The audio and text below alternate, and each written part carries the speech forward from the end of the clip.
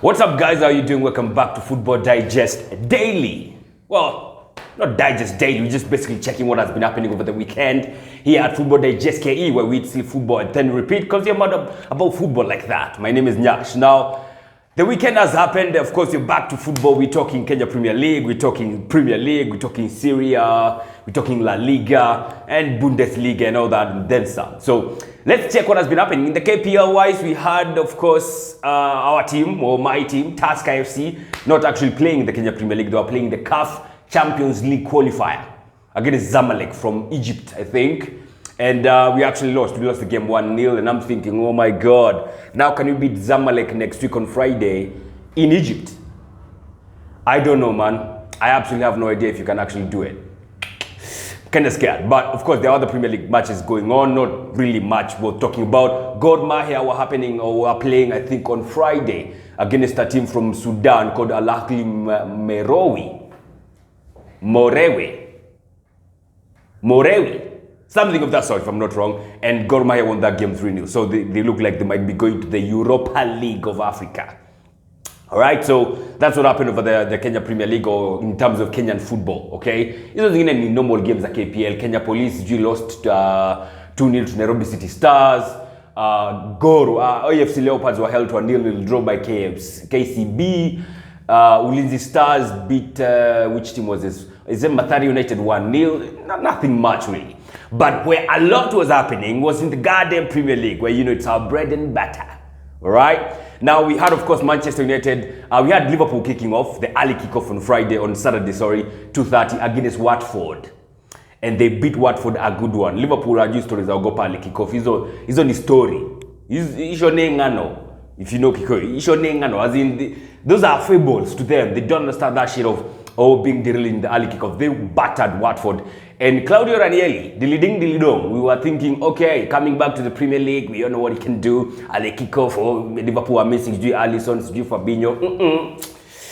Yeah, Claudio got a welcoming and a half by Klopp, man. He got absolutely clobbered. 5-0. And then Mo Salah. Well, Firmino got a hat-trick and Sadio Mane scored. Basically, the front three of Liverpool scored. Firmino hat-trick, Mo Salah and Sadio Mane. But the Mo Salah goal, bro, the hell is Mo Salah on?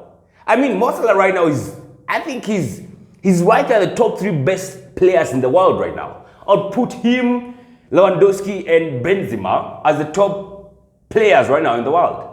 I can't see anyone else. Another moment of magic conjured, or is it conjured, at Anfield or by Mo Salah. That was a beauty, man. A beauty. Mo Salah is on fire. He's crazy. And of course, so many guys had him as a captain in the FBL squad. So, yeah, I also did. So, either way, it effectively was a bit nil because everybody had him as a captain and he produced them goods. I was actually hoping he's going to bang like a hat-trick or something. But, you know, didn't work out. Then, of course, we had a plethora of games at 5 o'clock. And the one that caught our eyes, the juicy one, the most juicy one, was Leicester City versus Manchester United. Of course, the big one of the 4, I think, or 5 that are being played at that time. And guess what happened? Ha! Another character development to their goat. Ronaldo atatoka akiwa mzee. Unaonanga venye watu wakiingia president, how they get in there young and bubbly, wakitoka wako na mvi kwa kichwa, wazimemezeka. Hivyo ndivyo Ronaldo atakuwa akitoka Man United. Alikuja akiwa bubbly, you know, I'm coming back home. Home. Home wapi? Uliacha home wapi? So it's crazy, man. Manchester United got beat. Actually, they are not playing at Old Trafford. They are playing at King Power Stadium. But I'm just saying, you know, character development in Andelia Pale Man United for Ronaldo. Okay, he did not score. And they got battered 4-2. They were actually the lesser team in that game. They got outplayed. They got outfought. They got outthought. Everything you could ever think of. They were not the better team. All right, so they got beat 4-2. And I'm surprised Vardy did not pull us. You know, Vardy likes sticking it to his opponents. He has that knack. He likes sticking it to his opponents. I'm surprised he never did the seal like Townsend did a couple of weeks ago. So yeah, Man United, they scored fast. Greenwood with a fantastic goal, but that's all they did. Oh, actually that's not all. Then Leicester City equalized, and Sionku made it 2-1, and the equalizer for Leicester, Harry Maguire. You know, I don't understand how the hell is Harry Maguire playing nowadays? As in even nowadays, that game. I feel like he was not fit or something. I don't get it. He had a very poor performance, by the way. He gave away the first goal for Leicester to equalize. Telemans with a fantastic equalizer. Then Sionku did the thing again to make it 2-1 for Leicester. Then Rashford came back, scored, equalized for Manchester United. And then within 15 seconds of that equalizer, I beg your pardon.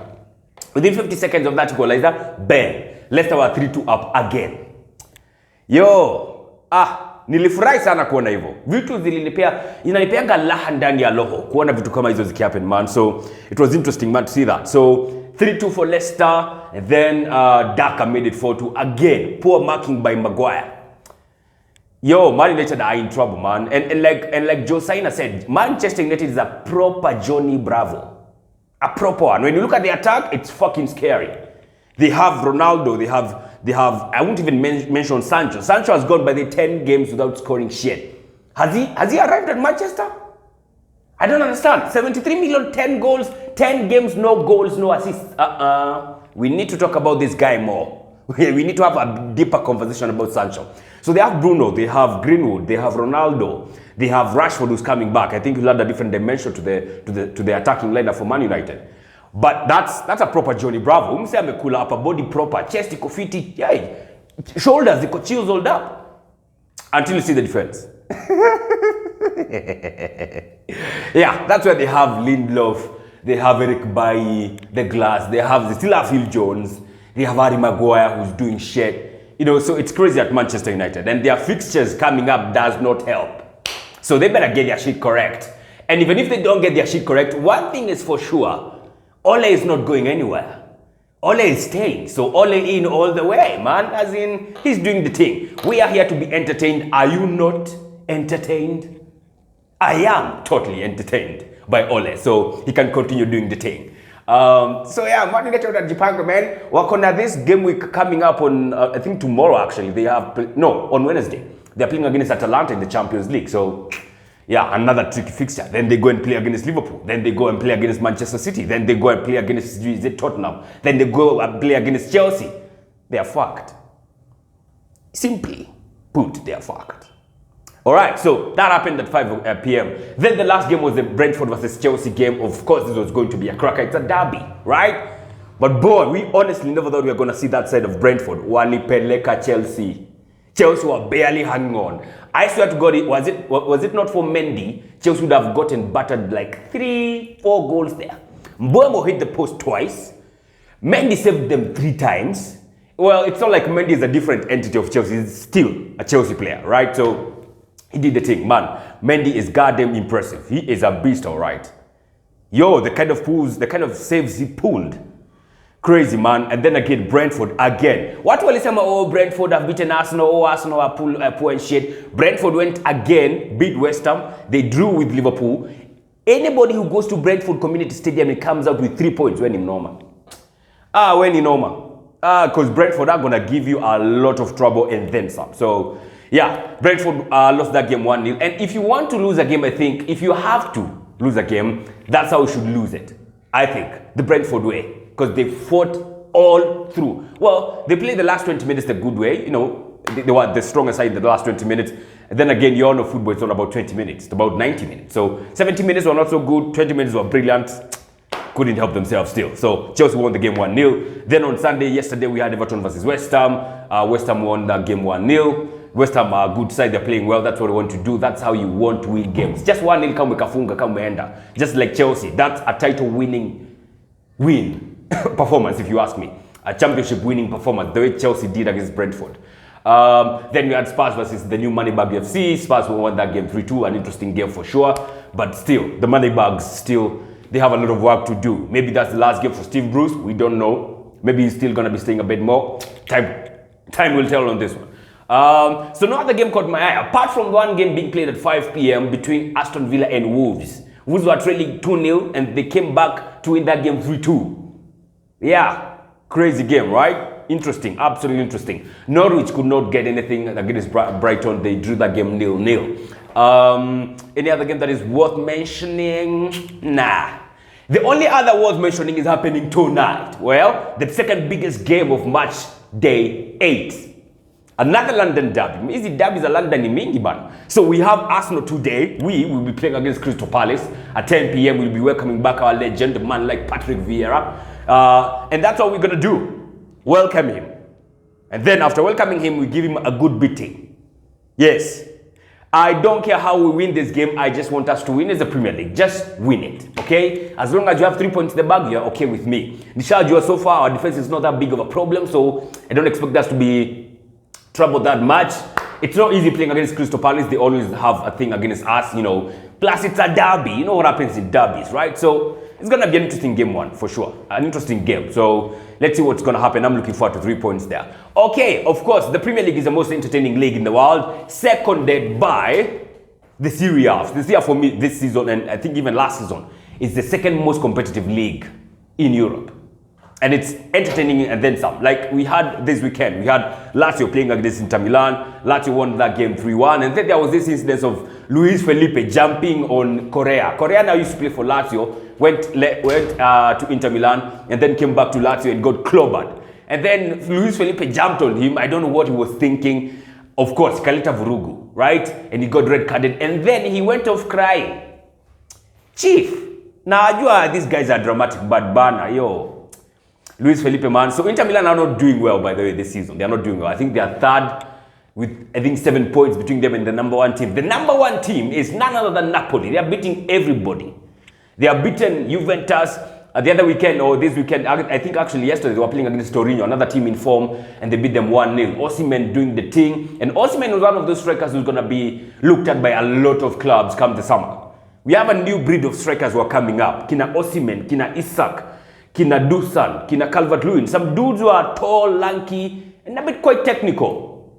Yeah, so Osimhen is one of those guys who's going to be looked at by a lot of clubs come next summer. So, scored for Napoli.